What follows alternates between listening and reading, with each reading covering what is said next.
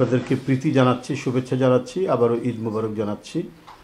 এই সংক্ষিপ্ত সংবাদ বিবরণীটা একেবারেই অনানুষ্ঠানিক, কোনো আনুষ্ঠানিক সংবাদ বিবরণী নয়। আজকে ঈদের চেয়ে কিছু কিছু বিষয় আজকে বেশ ডিসকোর্স চলছে, আলোচনা হচ্ছে, তর্ক বিতর্ক হচ্ছে।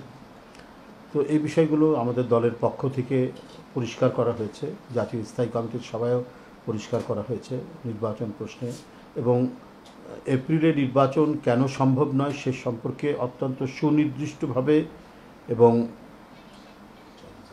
বস্তুনিষ্ঠভাবে বলা হয়েছে কি কি অন্তরায় হতে পারে। এবং আমার মনে হয় যে এর উপরে আর কোনো যুক্তি থাকতে পারে বলে আমার মনে হয় না। কোনো কোনো রাজনৈতিক দল বলছেন শহীদের রক্তকে টেনে নিয়ে আসছেন, যেন শহীদের রক্তের কোনো অমর্যাদাকর কোনো বিষয় যেন না হয় নির্বাচন। তাহলে আমি যেটি বলবো যে ডিসেম্বরের যে নির্বাচন হলে কি হতে পারে, এপ্রিলের নির্বাচন হলে কি হতে পারে, এই 4 মাসের মধ্যে শহীদের রক্তের মানে কোন বিষয়টি শহীদের রক্তের সাথে মর্যাদাপূর্ণ হবে আর শহীদের রক্তের সাথে মর্যাদাপূর্ণ হবে না, যেটি সেই রাজনৈতিক দলের নেতারা বলছেন বা প্রধান নেতা বলছেন। আমার কথা হলো যে কোনো একটা ইস্যুতে ধর্মকে টেনে নিয়ে আসা হয়, শহীদকে টেনে নিয়ে আসা হয়, রক্তকে টেনে নিয়ে আসা হয়। এটার উদ্দেশ্য হচ্ছে একটা পরিকল্পিত এজেন্ডার মধ্যে দিয়ে সেই রাজনৈতিক দল একেবারে দুই একটি, অধিকাংশ রাজনৈতিক দল আপনারা দেখেছেন, আপনার 12 দলীয় জোট এবং অন্যান্য ইন্ডিভিজুয়াল যে রাজনৈতিক দল, আমাদের অলি ভাইয়ের, কর্নেল অলি আহমেদ, বীর বিক্রম সাহেবের এলডিপি, প্রত্যেকেই ডিসেম্বরের নির্বাচন কথা বলেছেন। কথাটা তো কোনো অযৌক্তিক কথা না।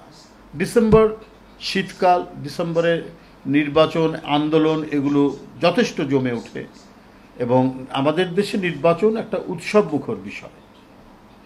তো সেই ক্ষেত্রে ডিসেম্বর মাস, মানুষ শীতকাল, এখানে ঝড় বৃষ্টি কম থাকে।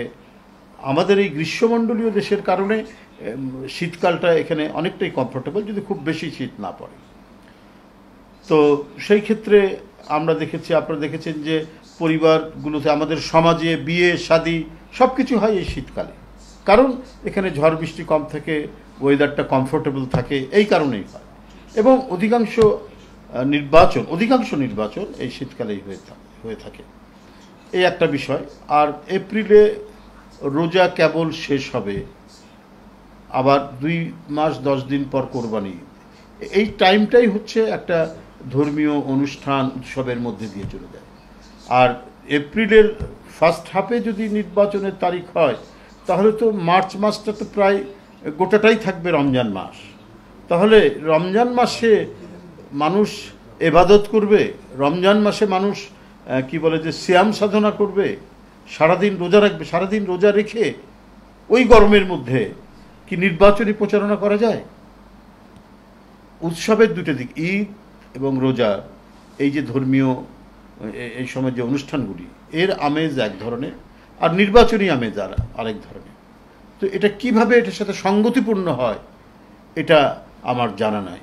এটা এক ধরনের উদ্দেশ্য নিয়ে অথবা অন্য কিছু নিয়ে 2-1টি রাজনৈতিক দল এই কথাটি বলছেন এবং সরকারের উপর তারা প্রভাব বিস্তার করছেন বলে আমার মনে হয়, এবং সরকারকে তাদের পথে নিয়ে আসার চেষ্টা করছেন। কিন্তু এখানে যুক্তির যদি আশ্রয় নেওয়া হয়, যদি যৌক্তিক বিষয়টিকে যদি প্রাধান্য দেওয়া হয়, তাহলে ডিসেম্বরের নির্বাচনই হচ্ছে একটি উপযুক্ত সময়। আমি যে ব্যাখ্যাটি এখানে দিয়েছি, আমি গতকালকেও এই কথাটি আপনাদের বলেছি, এখনও সেই কথাটি বলছি। এবং যেটা মনে হচ্ছে যে যেহেতু বিএনপি এটা চাচ্ছে, অতএব এইটাকে করা যাবে না। হ্যাঁ, এটার বিরোধিতা করতে হবে। এক ধরনের ক্রোধ থেকে, এক ধরনের ক্ষোভ থেকে এই কাজটি করা হচ্ছে। তাহলে এইটা কি শহীদদের উদ্দেশ্য ছিল? শহীদরা যে আত্মদান করেছেন, ছাত্র জনতা, শ্রমিক, তাদের কি উদ্দেশ্য ছিল এইটাই যে বিএনপি যে কথাটা বলবে তার প্রত্যেকটারই বিপরীত কাজ করতে হবে? এটা করা যাবে না। এবং এই সরকারের মধ্যেও এমন কিছু ব্যক্তিবর্গ আছেন, উপদেষ্টা হিসেবে কর্মকর্তারা আছেন, যারা প্রচণ্ড রকমের বিএনপি বিরোধী। তার যে 15-16 বছরের নিরবচ্ছিন্ন আন্দোলন, আত্মত্যাগ, গুম খুন, যেখানে এমপি থেকে শুরু করে ছাত্রনেতা থেকে শুরু করে নির্বাচিত প্রতিনিধিরা বিএনপির আত্মত্যাগ করেছেন, তাদেরকে গুম করা হয়েছে, তাদেরকে এখনও তাদের হদিশ নেই। এই যে এত বড় যে একটা কন্ট্রিবিউশন, মানে সেটা কিসের জন্য? সেটা একটা অবাধ সুষ্ঠু নির্বাচন এই দেশে হোক। এই দেশে জনগণের আন্দোলনের মাধ্যমে যে সমস্ত বিষয়গুলি অর্জিত হয়েছে, এর আগেও গণতান্ত্রিক আন্দোলনের ছাত্ররা জীবন দিয়েছে। সেলিম, দেলোয়ার, তাজুল, আপনার শাহজাহান সিরাজ, আপনার জেহাদ, শহীদ জেহাদ, এদের জীবন কি ফালতু ছিল? এরা গণতন্ত্রের জন্য লড়াই করেছে না? 90-এর গণ অভ্যুত্থান যে তৈরি হয়েছে, এটাও গণতন্ত্রের জন্য। আবার সেই গণতন্ত্রকে হত্যা করেছিল শেখ হাসিনা, ফ্যাসিবাদ কায়েম করেছে।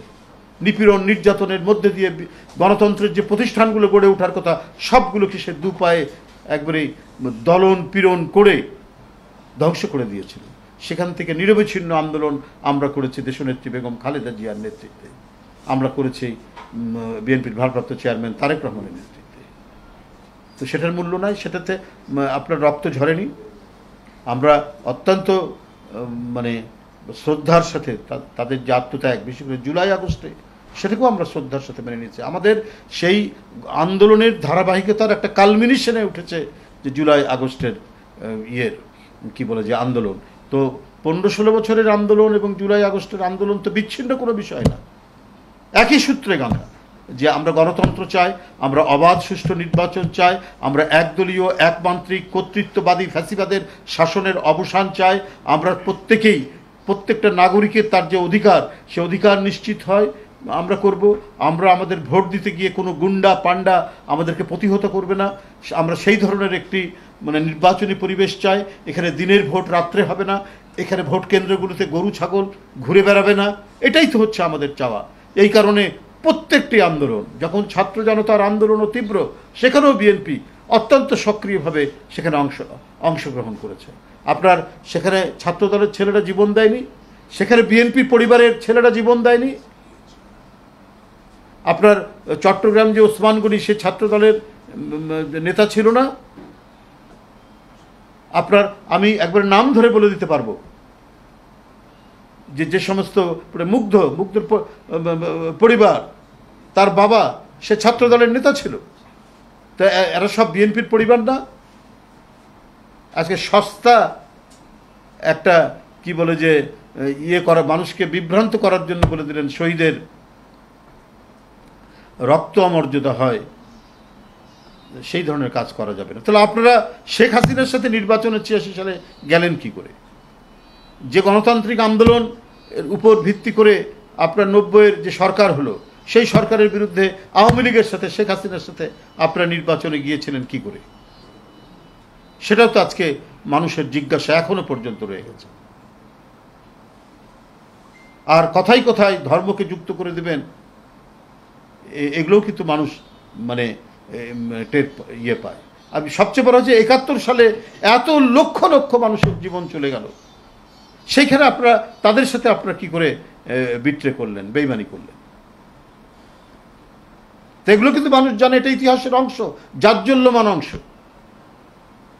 আজকে অন্তর্বর্তীকালীন সরকার, আমি এখনো বলছি যে এই সরকার বিতর্কিত হবে না যদি জনগণের সেন্টিমেন্টটা তারা ধারণ করেন।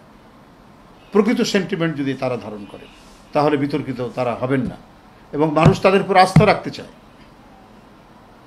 ডক্টর মোহাম্মদ ইউনূস সাহেবের উপর আস্থা রাখতে চায়, কিন্তু তিনি কোনো দিকে হেলে পড়লে তখন সাধারণ মানুষের আস্থাটা আস্তে আস্তে চলে যাবে এবং যে তিমিরে ছিল গণতন্ত্র, সেই তিমিরেই থেকে যাবে গণতন্ত্র।